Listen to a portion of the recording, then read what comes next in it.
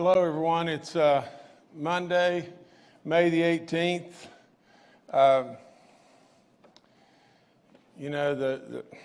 There's no way around it. We've over the weekend we lost 5 more people. We lost a 76-year-old female from Wayne County, a 68-year-old male in Kanawha County, an 89-year-old male in Fayette County, a 69-year-old male in Fayette County, and an 85-year-old female in Fayette County.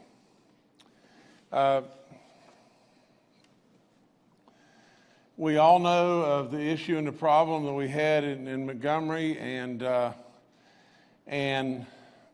that is surely propelling our situation in Fayette County.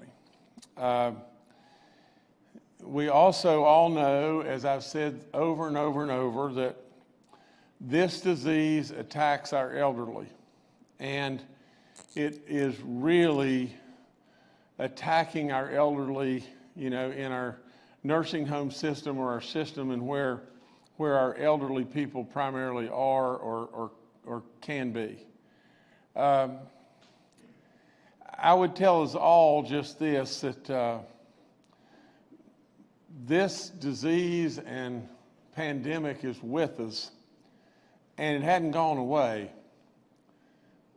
The sun and the summer should make things better. As we move forward, there's a lot of promise of a vaccine or a drug that will diminish this danger. But we're not there yet. Now, on the other hand, the balancing act is ever so clear. If we absolutely do nothing, we're going to get in even a worse situation. And that worse situation could lead to a situation to where we have an economic meltdown in this whole country. And if we have an economic meltdown, hundreds of thousands will die, and it will be catastrophic beyond all comprehension. It's a bad situation, and probably the toughest situation of my life. And I've been through a lot of tough stuff, and I'm able to handle this tough stuff because I've been conditioned and I've been weathered. And so with that, I ask everyone to not turn these deaths into statistics. Now we're at 67 people that we've lost in West Virginia, and we should all recognize in every way these are individuals with a name and a family and loved ones that I've said over and over. Please keep them in your hearts and your prayers. Now imagine just for a second. In this country, we have diminished to where now we're losing only, if you can imagine that, 1,400 people a day as an average. Now what if I were to say to you that we only had 5 major airline crashes yesterday, and we only had 5 the day before, and we're only going to have 5 today, in which we lose 1,400 people? We'd all be just on a heightened alert more than we probably are right now. We see us with the opportunity to open back up, and we have to. And our numbers are fantastic, and I'll get into those in just a second. But I tell you over and over, as we're opening back up and as we're monitoring these numbers and watching in every way we can watch, you see, if we didn't open anything back up and we still had people and staff going home at night and going to Walmart and whatever they may be doing and going back and forth into nursing homes and different nursing homes to treat people for certain things and everything, and sharing that help between other nursing homes and everything, in all honesty, we would probably be a lot the same as where we are right at this moment. We got to open back up. And our numbers are telling us absolutely to do it. I would end by just saying just this, is that you know if you're a high-risk category person, if you have chronic illnesses, if you are 65 and older, you know your health, and you know what you can do. And I ask you, please try to protect yourself and absolutely ask for help. You know, if someone is not willing to volunteer to go to the grocery store or whatever it may be, to be able to help you, ask for help. Call us and we'll try to get you the help. I mean, but we still got to be very, very cautious as we continue to do more and more and more. And we're going to continue to do more because we have to. We have got to open ourselves back up. And as we do that, we're going to watch. And our medical team and experts are watching in every single way. And absolutely, if the numbers start to trend in a direction, in a negative direction, then we pull back. And we either stop, or we go back, or we surely slow down. We're trying to thread the needle. We're trying to open with caution and tell you to be very, very cautious. Now, I'm going to read 2 or 3 things to you here. The reopening of week 4 in West Virginia Strong, the comeback, the reopening plan will begin on Thursday, May 21st. The Safer at Home order is also still in effect. Businesses allowed to reopen during week 4 should be on your screen. And guidance documents are posted on my website, which is also on the screen. Now, week 5, the reopening announcements today. I am announcing our reopenings for week 5, which will begin on Tuesday, May the 26th. Starting on Tuesday gives us a little more time to prepare and allows us to pause for Memorial Day in respect to those we have lost. I want to make sure we take care of our people first and foremost, and all of us are subject to, all of these things are subject to change, and we all should know that this is such a fluid situation that our medical experts are going to be constantly monitoring, and all these things are somewhat subject to change.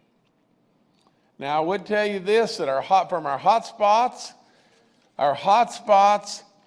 you know, as we transition to our new high alert status, our counties today that we are removing from the hotspots are Monongalia, Marion, Harrison, Jefferson, and Berkeley counties. And therefore, at this point in time, under the new system, we no longer have counties that are on the hotspot alert.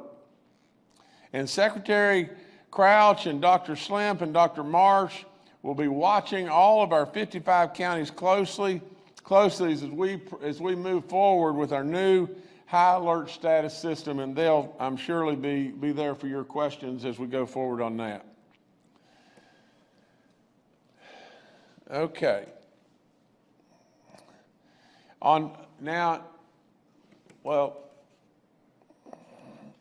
me just read this. On Friday, we sent out, we've been asked over and over and over, you know, about our cities and our counties. When I was giving you the briefing on Friday, we had not finished the applications for our counties and our cities. We were very, very close. And at 3 o'clock or 4 o'clock that day, our revenue people and everybody brought those applications. Ann Erling has done a magnificent job with that, and lots of contributions from our revenue department and those people that were really stand up and did a wonderful job in putting that together.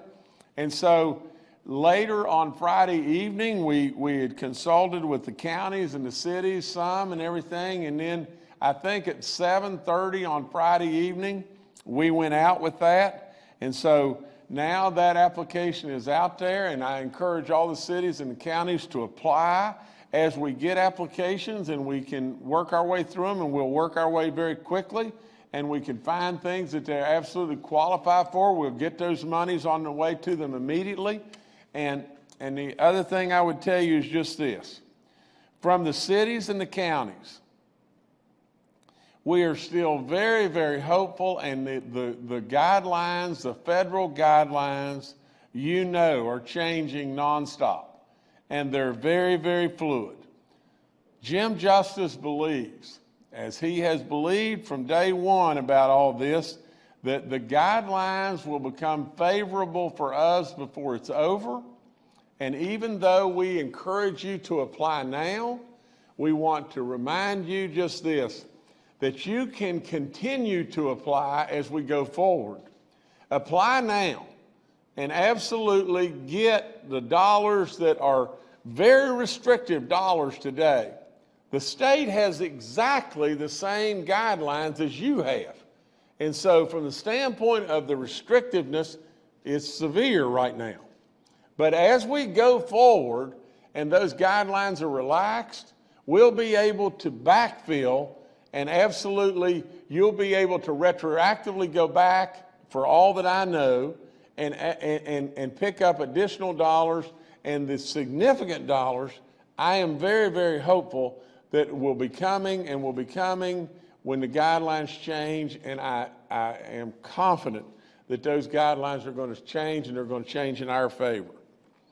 So, but I urge you to go ahead and apply now, and then continue to apply as additional things come down the pike.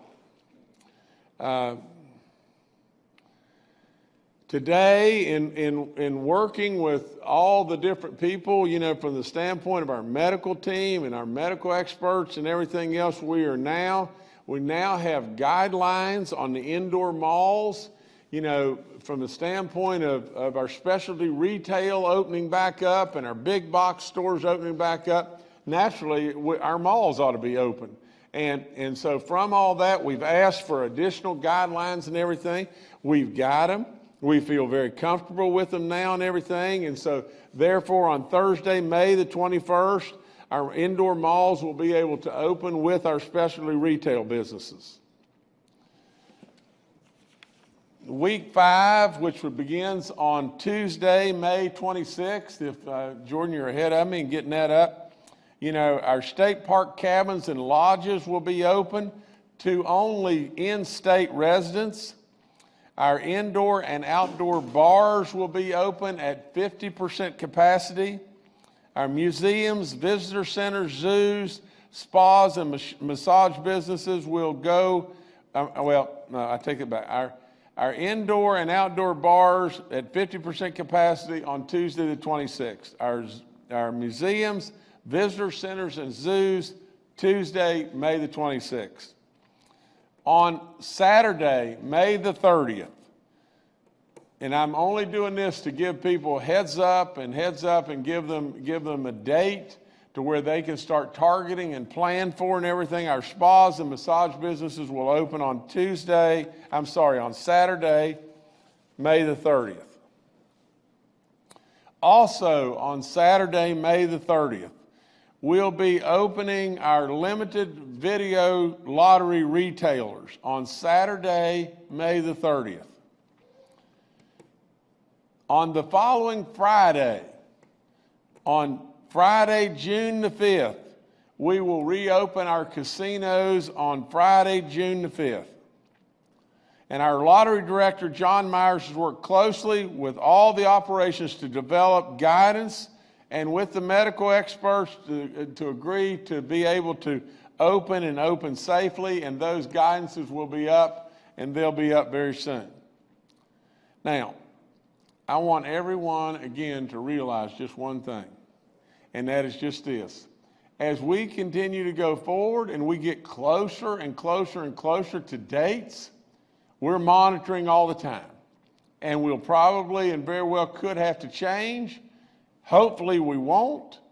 And everything, the numbers right now are continuing to be just fantastic. And as we get closer and closer, if the numbers are this way, we just keep being able to open up more and more and more and continuing to just watch and stay on top of it. Now, if I could just tell you real quick, about our numbers and just think about this. Remember when I said if we went 3 days below 3%, we were rolling. And compared to other states, it is unbelievable to have 3 days under 3%. I mean, just think about it just for a second. Today, Virginia is at 16%. Pennsylvania is at 17%. Ohio is at 11%. And Maryland's at 20%. Now, just imagine. I just said if we could be under 3%. Today, West Virginia has broken under 2%. We're at 1.96% today. And yesterday, on our cumulative test and everything, on that graph that if we could get the graphs up, on that graph yesterday, on our West Virginia positive, our daily graph, on the positive growth graph, if you could go back to that. On that day yesterday, we dropped to 0.1%. Our cumulative number is 1.96%, and our active cases versus our recovered, and you can see it, we just continue to widen and we continue to trend the way we want to trend. All that's good. From the standpoint of our total testing, we're way, way, way out in front of anybody that's even anywhere close to us. We're at 4.2%, and everybody else is at 2.2 and 2.5 and 2.2, and the nation's at 3.4. So we're testing more than anybody. Our positives, percentage of positives are very, very, very low, and the cumulative average is great. The daily average is great. It tells us we can continue to open up. We're doing it as cautiously as we possibly can, and I absolutely commend you. I've gone over this till I'm blue-green. You West Virginians have knocked it out of the park. Please continue to do so. All you've got to do is just be safe, watch what you do, be smart, show the world just how great you really are, and just keep doing it. You can do it, and I know you can do it, and you've done it. And absolutely, as we continue to show the world just how safe we are and how smart we are and what an incredible place West Virginia would be to locate a business or for them to come to West Virginia to live, because we are the opportunity. We are the diamond in the rough. Now, we got to be really on our game, really, really careful. And our experts are going to lead the way with myself and all those that are working right hand in hand, and we're going to stay on top of it, and we're going to run to the fire if there's a problem. And trust me, West Virginia, there will be a problem. There's going to be problems. This disease is here. We have got to be careful. And if you will just please be super careful in what you do, we'll be fine. Last thing, I remind you again of the census. I know we're still way behind in being counted. We got to get counted, West Virginia. But that's all I've got. All right, thank you, Governor. Now let's go to Dr. Clay Marsh, our coronavirus czar. Thank you, and good afternoon. So I want to re-emphasize a couple things that the governor said. Certainly, we're all incredibly proud of the great work that every West Virginian is doing. But I want to reinforce the idea that as we come back together again, as we open our vital businesses and also open the businesses that give people a pleasurable life, then this is the time that we have the highest risk of starting a second wave of spread. And as we've talked about, probably more than anyone would want to hear, that following the appropriate safety precautions that we have really highlighted before, including physical distancing, which is really important because we know now that one of the major ways this virus spreads is by person to person and by creating droplets, which we can do by talking, singing, screaming, yelling, coughing, sneezing, is really important. The other thing that we really need to consider is to wear face coverings or face masks. And if we all wear the face masks and the face coverings, we protect each other. And if other people are wearing face masks, that protects us. So remember, the face mask or the face coverings are not just to block aerosols from coming to you, it's to inhibit the droplet formation that has virus in it from people who are asymptomatic or pre-symptomatic, who can spread the virus without even knowing that they have it. So that's really important as we come back out. And I really encourage people in West Virginia to take note of that, because the New York Times just had an article that's once again said that even though we've done well so far, we have the most vulnerable state health-wise, and certainly we could have many more problems and more deaths if we don't really pay attention to this next step. And given how well everyone in West Virginia did on the first step, we're confident on the next one. The only other thing I want to add is that following the R0 value, that the infectivity reproduction rate, how many people a single infected person can infect, in West Virginia, we've gone from 0.83 3 days ago to 0.89 to 0.87 to 0.88. So today we're 0.88, which means we're still reducing the growth of COVID virus in West Virginia. But as we come back out again, then that's something to pay attention to. Sweden, that's done a big study in trying not to have so many restrictions, now has a death rate on a per capita basis per million people that's higher than the US, that's done suppression. So importantly for all of us is pay attention, protect yourself, protect your neighbors, protect our state. And as the governor said, let's continue to be a role model and a beacon for the rest of the country. Thank you. Thank you, Dr. Marsh. Next, let's go to the West Virginia DHHR with Secretary Bill Crouch and Dr. Kathy Slim. Good afternoon, everyone. The governor mentioned testing and that we are over 4% in our testing efforts, and we're stepping that up. Let me give you a report on some of the testing that we're doing right now. We're doing high population density testing or community-based type testing in addition to or as a part of our African American and minorities task force efforts. We had 872 individuals tested in Berkeley County. This was last Friday and Saturday. We had 748 individuals tested in Jefferson County, 364 individuals in Mercer County, and 404 individuals in Raleigh County for our drive-through testing. That's a total of 2,388 tests. We're waiting on results from those. The results, of course, will take a couple of days. We did just get information in that we had 63.6% white population, 33.8% Black African American population. This is at Raleigh County, sorry. And we had 2 Native Americans in Raleigh County.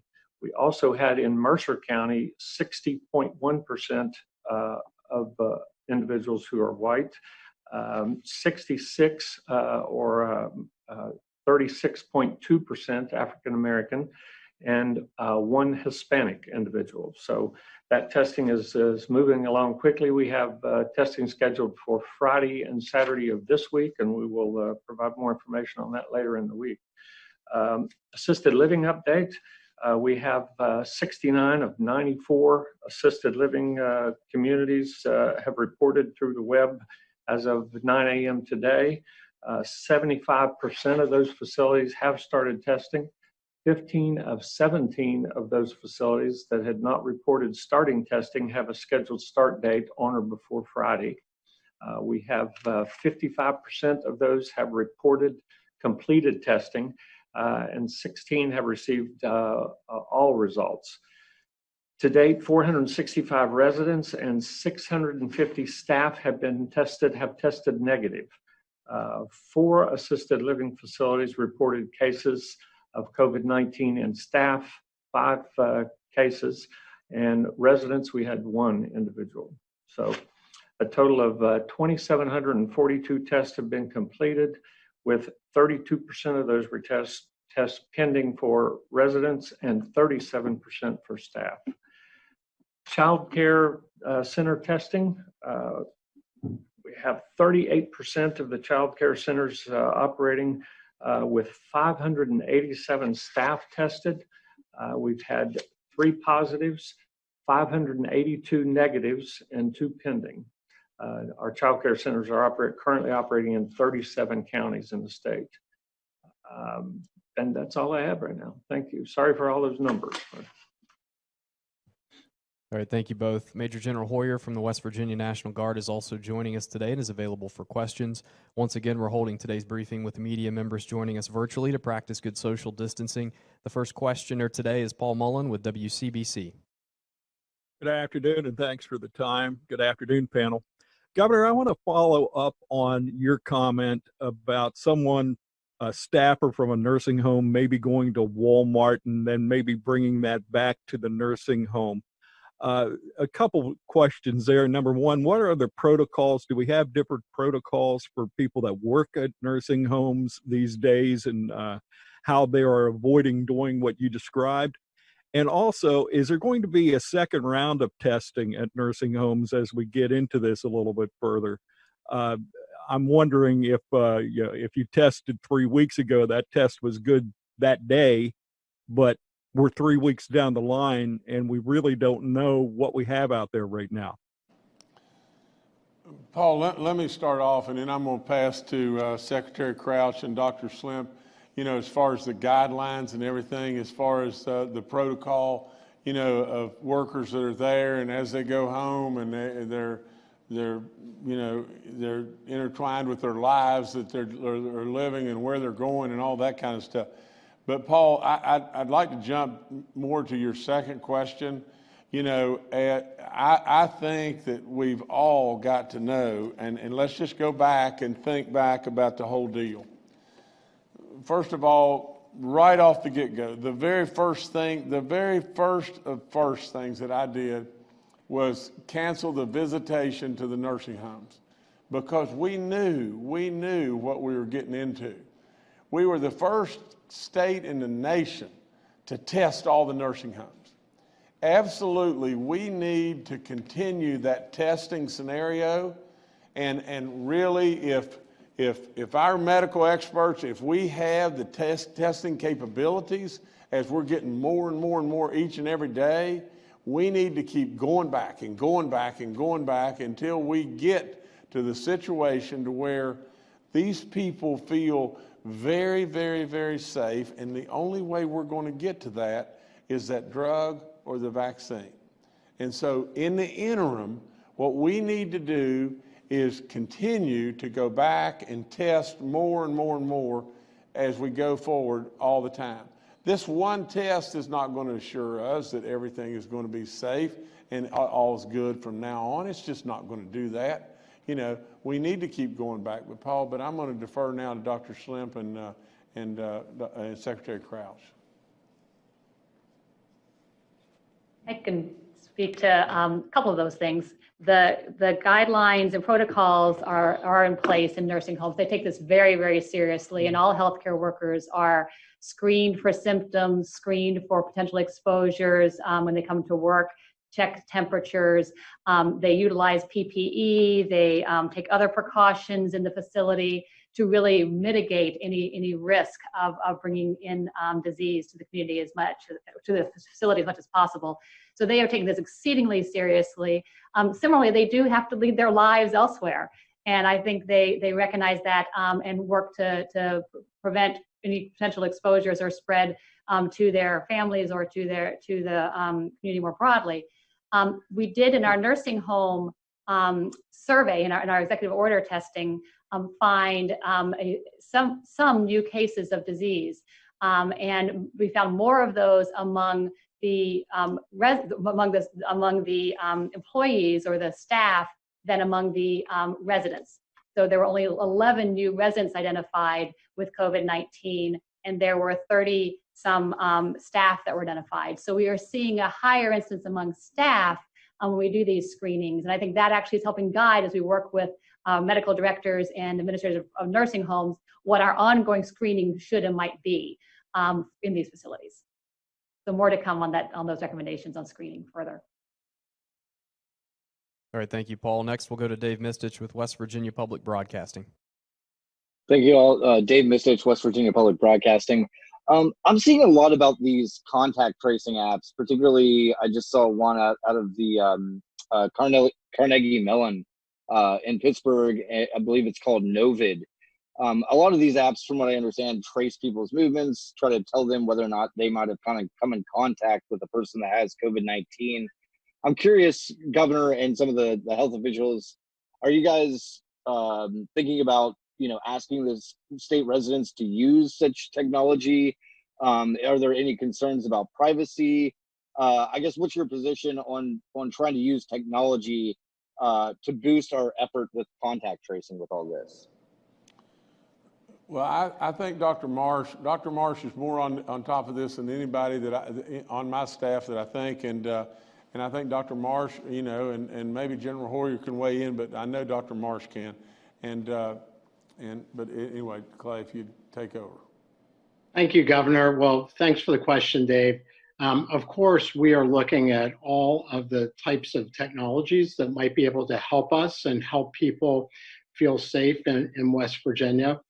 Certainly, we do also have in preparation those types of technologies. And what we're really trying to do is we're trying to understand best how we can create the usefulness of that technology. In other words, helping define interactions via phones of people who have the app downloaded, as would be true for the Carnegie Mellon app, yet also still protect people's privacy. And so in many of the apps, at least in this country, people tend to be more hesitant to download it. In other countries, like in South Korea and China, those are required. Atul Gawande, a really prolific writer and really smart guy, physician, talks about having to check in the Harvard system and get a QR code to be able to come into the building and go to work correctly. So I think there's many ways to deploy these types of apps. And there's a geofencing capability. So if you do have those apps and people are using it, you could start to give people insight into where other activity might be. But as we are planning for our contact tracing and certainly working to try to both train more people and to really underpin the great work of our county health officers and local health departments, these types of technologies can be useful. But as you rightly point out, there are privacy issues and there are, voluntary uptake issues that can either make them very useful or render them a lot less useful. And the only other thing I would say is that Google does work looking at phone mobility, and those are posted online to look at where people are going. So other people are also working with phones to look at mobility of people related to stay at home and those kind of orders. Governor, I would just add a couple of things. Early on in this, DHHR Public Health built out a pretty robust epidemiology effort using 7 regions, which the Guard has 44 personnel supporting that effort. But going forward, I think it's a matter of striking a balance between technology and good old interaction with people and the county health departments and people. And my sense is that having looked at this, West Virginia through the public health initiative with DHHR has done a pretty strong job ahead of the curve working through this. Thank you. All right, thank you, Dave. Next, we'll go to Kenny Bass with WCHS and WVH. Hi, this is Kenny Bass with Channel 8 and Fox 11 in Charleston. I have some questions about the testing which took place over the weekend in the 4 targeted counties. One, how was the response to that? How was the reaction to what went on? When will we be seeing results from those tests? And the next counties have already been named, among them Kanawha and Cabell. When will those counties' testing sites and dates be made public? And because it also targeted the African-American community, I'd like to get a copy of the members of that African-American task force that's been assembled by DHHR and the State Health Department. I'm wondering where I might obtain that information. Okay, guys, if I can start, I hope Secretary Crouch, maybe you can start with us and everything, but, and Dr. Schlemp, but I think Kenny's got some good questions and everything. Let's try to answer them. Sure. Yes, sir, Governor. As I mentioned, we had about 2,400 people tested over those 2 days in those 4 locations of Berkeley, Jefferson County, Mercer County, and Raleigh County. So we have pushed very hard to increase the number of test sites and the amount of testing we're doing. It's one of the reasons our numbers keep climbing relative to other states. We will have information and we may have locations. I don't have those with me, Kenny, in terms of where the sites are Friday and Saturday, this Friday and Saturday for the other counties, but we have that information. We'll provide that to you tomorrow and to everyone tomorrow. I really didn't hear the rest of your question with regard to the African American task force. So if you could repeat that. I'm wondering where I could get information on the members of that task force. That information seems to be difficult to obtain, or else I haven't looked in the right place. We're happy to provide that information. I had not had that request. It certainly hadn't come to my attention. We're happy to make that public. Yes, sir. All right, thank you, Kenny. Next, we'll go to Steve Adams with Ogden Newspapers. Steve Adams here of Ogden Newspapers. Question, I was reading a story this weekend. It was either Wall Street Journal or New York Times, but they were specifically talking about states that are having issues in regards to road maintenance and major road projects, obviously because with a lot less travel over the last 10 weeks or so, you're talking gas tax sales are down, things of that nature. Now, I know our road fund came in above projections. A lot of that was federal money. And I know that we've just put out or about to put out several projects for Roads to Prosperity.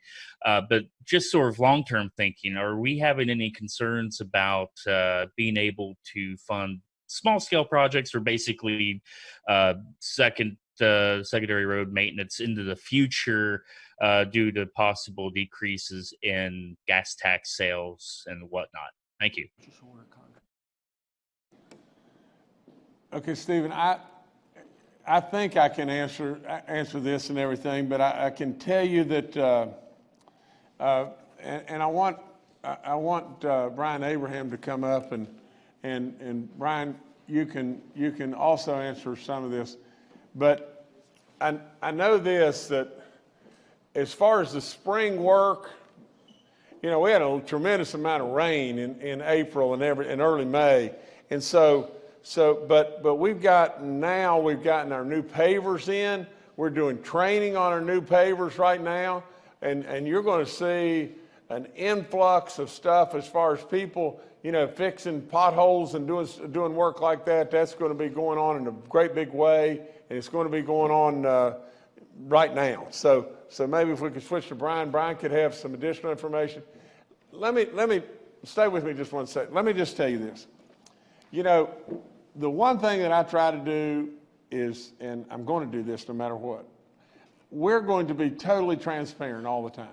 Totally transparent. We want you as viewers to watch every single thing and us to try to show you every single thing that's going on. Now, in that also, we have the media ask questions and everything, and no matter what the question is, I'm not going to dodge the question. And if I'm not happy that our experts have given you an answer that's clear enough, I'm going to intervene as I have in the past and say, that's not good enough. And we've got to get more information for you, and we'll get more information for you. Or maybe I know more information, and I can add that to the conversation. But we don't dodge questions. We're transparent. We take every question, and so I'm just trying to get you more and more information. So, Brian, if you could answer that maybe a little bit more. Well, the governor got it near perfect on that. We do have the road crews getting ready to start with the yearly patching. We ordered, I believe, in excess of 10 new pavers last year with money we'd gotten from the legislature. In addition to that, there's purchase order contracts that Highways is getting ready to put out for the spring paving season. We did have a very short period of time when the money got a little behind based on the reduction of the fuel taxes, but we got an influx of federal money that allowed the highways to do some shifting around. So Secretary White keeps us up to date on a routine basis, and you're going to see this take off. This has always been the governor's priority since he got here, was our road program, and we're continuing with that. All right, thank you, Steve. Next, we'll go to Amanda Barron with WSAZ. Hi, everyone. Amanda Barron with WSAZ. I wanted to go back to the slide about week 5 and the openings that start Tuesday, May 26th. I know there are some plans to open smaller entertainment venues like museums and visitor centers and zoos, but I wondered about your plan to open entertainment like pools, bowling alleys, and I was also on that slide confused about indoor and outdoor bars at 50% capacity. Is that because of those other DHHR square footage guidelines? So is that an increase in capacity? And when do you plan to look at increasing capacity in general? Thank you. Okay, Amanda, let me go to the first part and say just this, that we're trying as best we possibly can, again, to not necessarily purposely hold something back, but we're trying to not go all in all at one time. We're trying to go with our medical experts as things like the pools or bowling alleys or whatever like that, where people are maybe closer together and everything. We're trying to just not go all in all at one time. Now we're very well aware that our pools and everything are right there, and our bowling alleys and all that kind of stuff, and we're going to announce, dates and guidelines to open them. And hopefully we're not going to push that way back in June. Hopefully that's really going to happen in the next couple of weeks. But again, we just got to continue to watch and monitor these numbers. And as far as the occupancy, I am well aware that, that a restaurant or a bar that's operating on 50% capacity may have a whole lot more trouble in the economics and making that come out and everything, but I'm also well aware that the closer we get, the more and more potential problems we got, and we just got to be able to work through it. That's all there is to it. It's just as simple as that. So maybe if Secretary Crouch or somebody could weigh in on the guidelines of the 50% occupancy and everything, please do so. Yes, Kathy will speak to that. Be happy to, sir. The rules that relate to square foot occupancy have actually just been filed for public comment, and they were modified to be very clear that they apply to retail establishments, so they would not be applicable to restaurants. Those really are those guidelines. That 50% occupancy is based on trying to maintain that social distancing in the restaurant setting and be practical there. So those are out for public comment. Again, they have the same limits at present. But they are clarified that they apply to retail establishments, and also has some clarity around issues of polling places. All right, thank you, Amanda. Next, we'll go to Taylor Stuck with the Herald Dispatch. Hi, all. This is Taylor with Herald Dispatch. About the testing in the vulnerable communities, African American communities. Just wondering if you could talk about the outreach that you're doing to let these communities know that the testing is available to them. How are you getting that information to them? Secretary Crouch can answer it, you know, and everything, but Taylor, it is Taylor, is that correct, Jordan? Okay, but Taylor. Yes, sir. Taylor, if I could just say, you know, we need badly to push the outreach as much as we possibly can to especially these communities, our minority communities, the African American community, and the reason for that is just as simple as one thing. From the standpoint of statistically, and we watched it in New York more than anywhere. In New York, we watched thousands die. And the percentage of African Americans was greater, significantly greater than it should have been. So we need to constantly work on that outreach. We've tried, and I think Secretary Crouch can offer up some more detail. Yes, sir, Governor. Thank you. We've had 2 meetings of the African American and Minorities Task Force. We're really looking for their assistance, and they've provided a great deal already with regard to how to get the messaging out in terms of testing. As I mentioned earlier, we had 33, almost 34% African American population in Raleigh and 36% in Mercer counties. We'd like to have more response for testing overall in Mercer and Raleigh, but we're getting a good turnout from the African American population. We want to do more with regard to that population, and this testing that we're doing actually started as testing for the African American and minorities population. The task force was created after we already were in the process of developing these testing sites. They came in a little late from the standpoint of providing us that guidance. We're looking forward in the future to really getting more information. But I have to say that they've been very beneficial already in terms of how we approach these communities, where in the communities we should set up the testing, where we should put notices out to increase testing. And again, we were about 3.4% of the population is African American. So our turnout, we think, was very good, but we're going to try to do better with that. And we're going to use the task force to help us get that, to get those numbers higher. All right, thank you. Let me add one other thing, Taylor. You know, if you just look at what, you know, Secretary Crouch just said right there, you know, 3.4% of our population are African Americans in the state of West Virginia. And in those, I think in those numbers that he was saying, you know, we had like a 36% turnout, you know, of African Americans on the number of tests that we did and everything. And that in itself says, well, gosh, that looks really great and everything. But the sheer numbers are nowhere close to where the numbers need to be. You know, and what I'm saying about that is if you look at 3.4% of the whole population and 36% of those tested were African Americans, great, it's great. But we just need the numbers to be up. And so to get the numbers up, we need the outreach to be better and better and better, and we're working on it. All right, thanks, Taylor. We have time for one more. We'll go to Brad McElhenney with West Virginia Metro News. Hey, Governor. You might need to get out your whiteboard for my question because I'm trying to figure out a gap on something in my information. My understanding is West Virginia's testing strategy right now is people with symptoms, people who are exhibiting the symptoms of coronavirus, and vulnerable populations like people at nursing homes, people at senior living centers, the African American communities. But there is also a new rapid response system where it is triggered by 7 days of increased positive results. What I'm missing is the gap.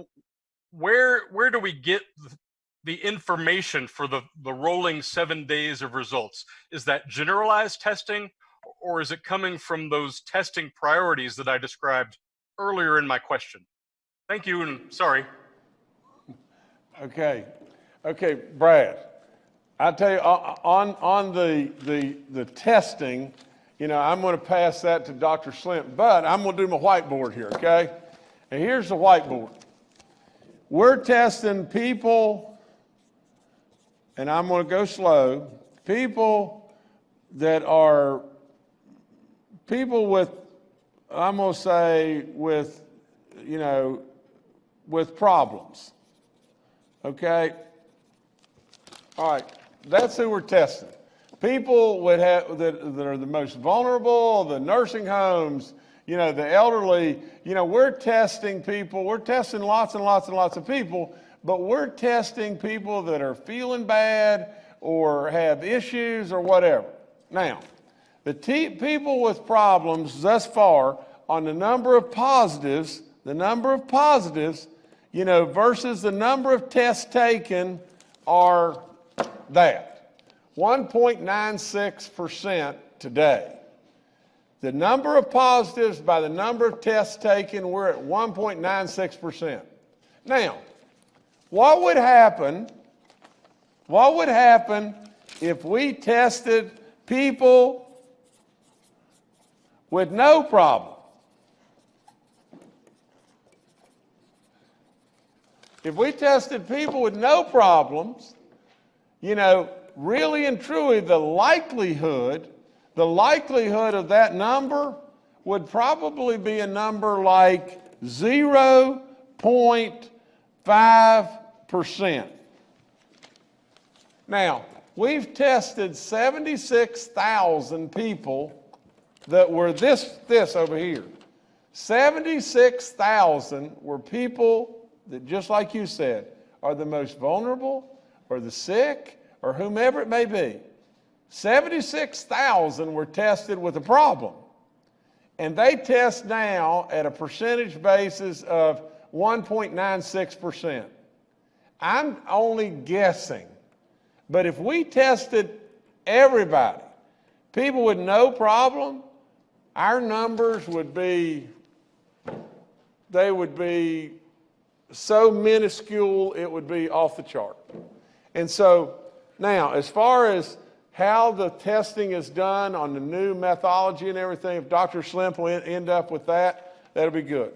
But I enjoyed my whiteboard, Brad, and I'm glad I got to use it. I haven't been able to use it in a long time. Governor, thank you. You are right on target with that explanation of thinking about strategies of testing. The goals really are twofold with testing, and we really are looking at what's this longer-term testing strategy that we want to be doing. The goals are first to identify individuals with disease so that we can rapidly link them into case investigation and contact tracing and the supports they need to isolate or self-quarantine if they are contacts.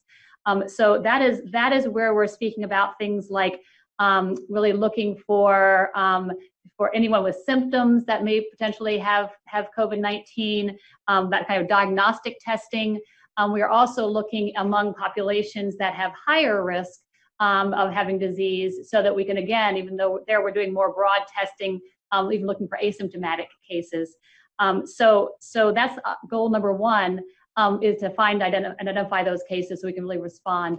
Goal number two is to further understand the prevalence of disease in our populations and the occurrence of that disease. And so some of that community-based testing gets at that more. So I'd say there are 4 buckets that we are thinking about with, and some of them we have actively got underway, others we're evolving. So there is the bucket of those with symptoms, the diagnostic testing that the governor mentioned, where we will probably have much of our highest incidence occurring. We've got the vulnerable populations that we've been testing systematically and those who work with them. And then we've also got testing on the community-based level in terms of just what we began last week in terms of some of our high-density population individuals and African-American population, minority populations. And then the fourth area, which we also do, but we are looking at how to expand that further, is testing among our contacts and contact tracing work. Currently, we certainly monitor each of those individuals for occurrence of symptoms, and as soon as they develop symptoms, we test immediately. And they were exploring, is there a broader way to do some testing there to identify potentially some of those cases even earlier. So those are the buckets that we're looking at with that and planning that strategy moving forward. And I think we've been doing a lot of this preliminary work to really understand what's happening in communities, and that can guide that surveillance work to follow. All right, thanks, Brad. Governor, I'll turn it back to you. Okay, everyone, thank you for being with us today, and please remember the 5 that we lost. You know, it it's a terrible loss, and they're great West Virginians, and please recognize their contribution that they've made. It's unbelievable, and that we just our prayers, our thoughts, our love, and everything is absolutely with them. I would tell you again, West Virginia, be cautious. You know, Texas started opening back up, and they opened back up probably more aggressively than what we're doing, but they jumped back at it and everything, and before you know it, it jumped back at them. And they have had, you know, watch the news, watch the numbers and everything. They've got some issues going on, and they've got to address it. I would just tell you, just please be very cautious in what you do. Let's absolutely crawl before we run. I want to take time to do one thing, and that is salute all those that are out there on the front lines that have been there.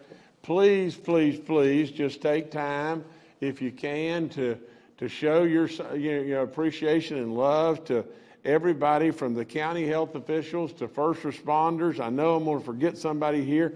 Please forgive me. But the healthcare workers, I mean, for crying out loud, you know, these people have been unbelievable. You know, our fire and police departments, the National Guard, and on and on and on. And just please forgive me if I forgot somebody, and it's easy to do.